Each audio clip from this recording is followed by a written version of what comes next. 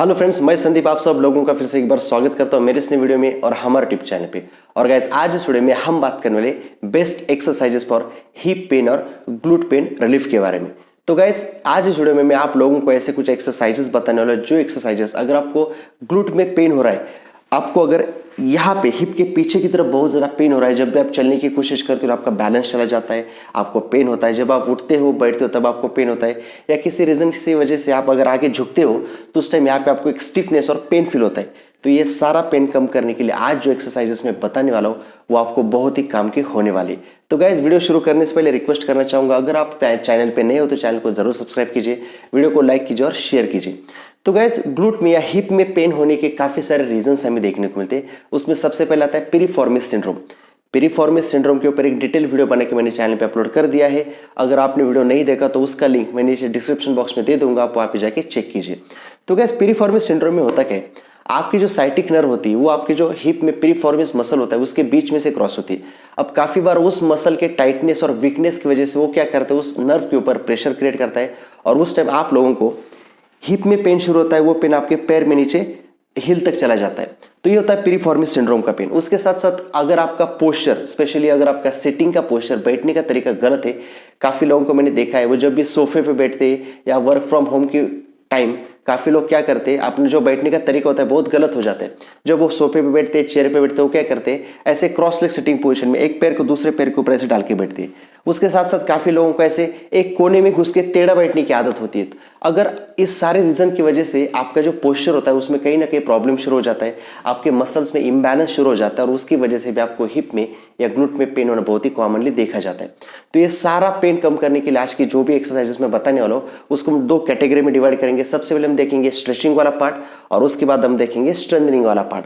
तो स्ट्रेचिंग हम देखेंगे इसलिए क्योंकि आपके जो मसल का टाइटनेस होता है वो टाइटनेस की वजह से आपको पेन होने की काफी सारे चांसेस होते हैं। तो सबसे पहले उसका टाइटनेस कम करेंगे और जो स्ट्रेंथनिंग करने वाले हैं उससे हम क्या करेंगे, उस मसल का जो वीकनेस होता है तो उसके उस एक्सरसाइजेस की हेल्प से हम उसका स्ट्रेंथ बढ़ाएंगे ताकि आगे जाके आपको पेन ना हो सके। तो गाइस, वीडियो को शेयर जरूर कीजिए क्योंकि ये जो पेन मैं बता रहा हूँ ये बहुत सारे केसेस हमारे पास आते हैं जिसमें लोगों को हिप में पेन होना, पैर में पेन होना, वो पेन ऊपर लोअर बैक में जाना काफी कॉमनली देखा जाता है। तो सबसे पहले देखते हैं हमारे स्ट्रेचिंग एक्सरसाइजेस। उसमें हम सबसे पहले क्या करेंगे, आपको क्या करना है, मैट के ऊपर ऐसे बैठ जाना है। अब दोनों पैरों को सीधा कर देना है, ठीक है। अब आपको क्या करना है, जो भी एक्सरसाइजेस मैं आपको बताने वाला हूँ, चाहे फिर वो स्ट्रेचिंग हो, स्ट्रेंथनिंग हो, वो आपको दोनों पैर के लिए करने, चाहे आपका पेन लेफ्ट में हो रहा हो, राइट में हो रहा हो, बट ये सारे एक्सरसाइजेस आपको हमेशा जिस साइड में पेन होता है उस साइड भी करने और जिस साइड पेन नहीं होता उस साइड भी करने। तो ये चीज़ को हमेशा आप ध्यान रखिए। तो सबसे पहले जो स्ट्रेचिंग हम करने वाले उसमें आपको क्या करना है, ऐसे पैर सीधा करके बैठ जाना है। अब आपको क्या करना है, जिस साइड पे पेन हो रहा है उस पैर को फोल्ड करके जो दूसरा पैर जो हम सीधा किया है उसके अपोजिट डायरेक्शन में से रख देना है। यहाँ पे रखने के बाद आपको जो दूसरा हाथ जो होता है उसको इस तरफ रख देना है। जो पैर हमने उठा के रखा है उसी साइड वाला हाथ को आपको यहाँ पे रख देना है। अब आपको क्या करना है, अपने स्पाइन को सीधा करके आपको इस हाथ से नी को इस डायरेक्शन में ऐसे खींचना है और जैसे आप इसको खींचते हो उस टाइम आपको जो बॉडी होता है उसको अपोजिट डायरेक्शन में ऐसे क्रॉस पोजिशन में ट्विस्ट कर देना है। जैसे आप इसको ट्विस्ट करते हो तो आपके यहाँ पे ग्लूट्स के एरिया पे, लोअर बैक के साथ साथ ग्लूट्स एरिया पे बहुत अच्छे से स्ट्रेच आ जाता है।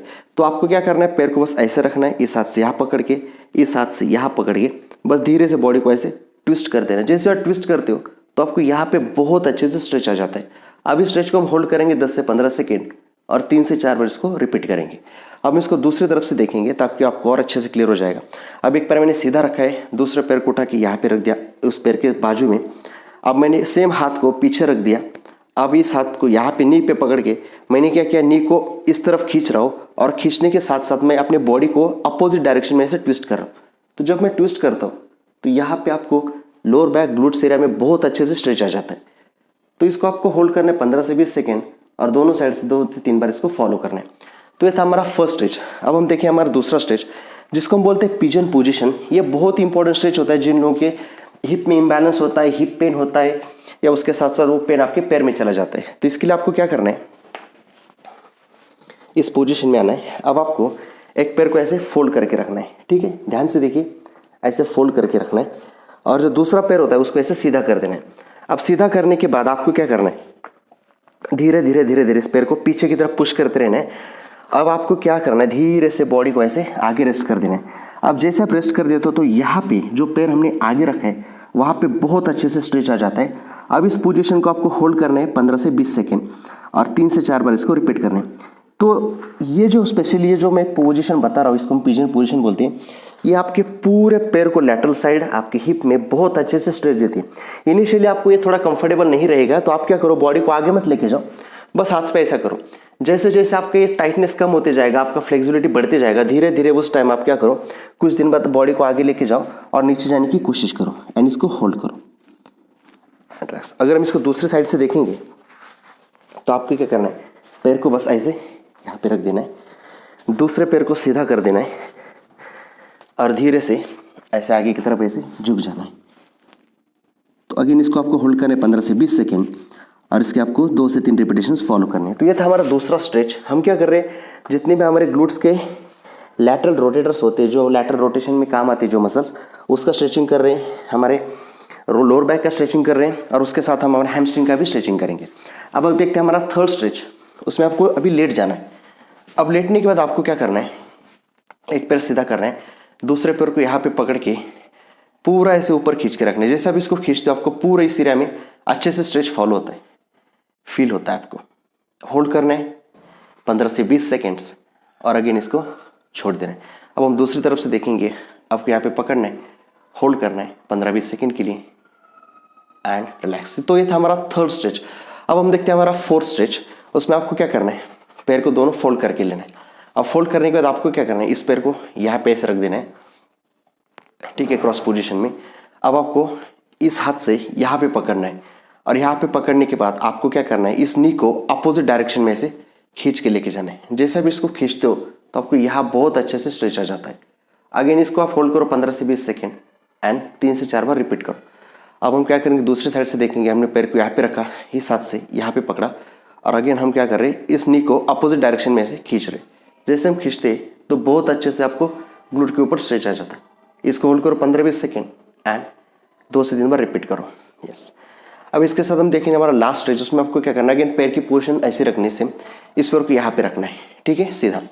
अब आपको क्या करना है, दोनों हाथों से नी को यहाँ पे पकड़ना है अंदर और सर को नीचे रख के बस इस पैर को ऊपर इस तरफ खींचना है। जैसे आप खींचते हो यहाँ पे आपको बहुत अच्छे से स्ट्रेच आ जाता है।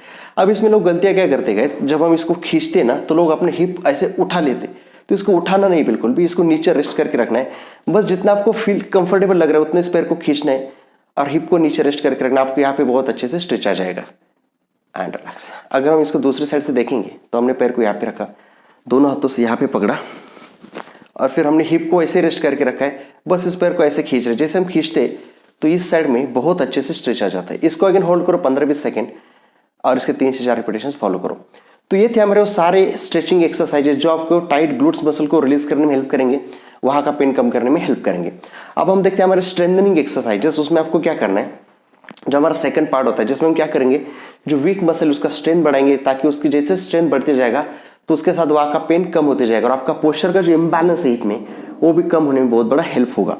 तो सबसे पहले आपको क्या करना है, एक साइड पे ऐसे लेट जाना है, ठीक है, दोनों पैरों को सीधा कर देना है। अब आपको इस पैर को बस धीरे से ऊपर उठाना है और नीचे लेके जाना है, ठीक है।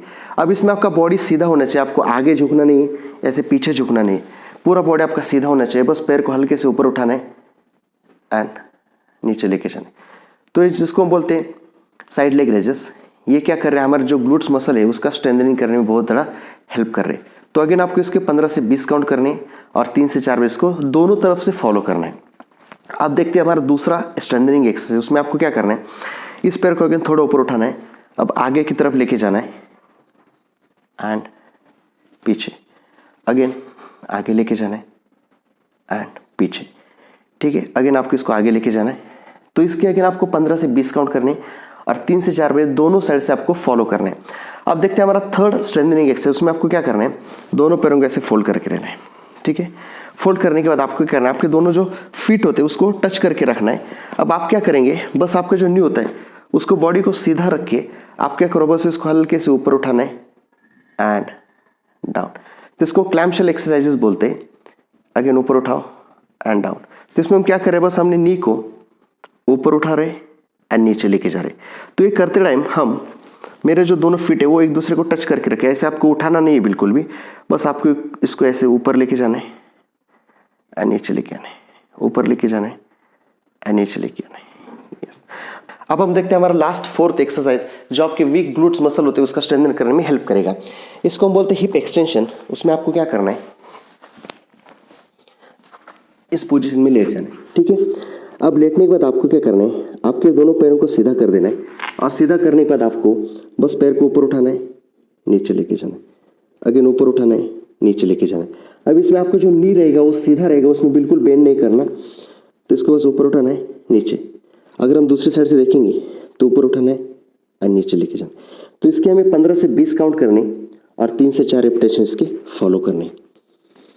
तो गाइस ये थे हमारे सारे एक्सरसाइजेज जिसमें हमने स्ट्रेचिंग देखा, फिर स्ट्रेंथनिंग देखा। जो एक्सरसाइजेस आपका जो टाइट ग्लूट्स मसल होते हैं उसको स्ट्रेच करने में हेल्प करेंगे और जो वीक मसल होते हैं उसको स्ट्रेंथन करने में हेल्प करेंगे।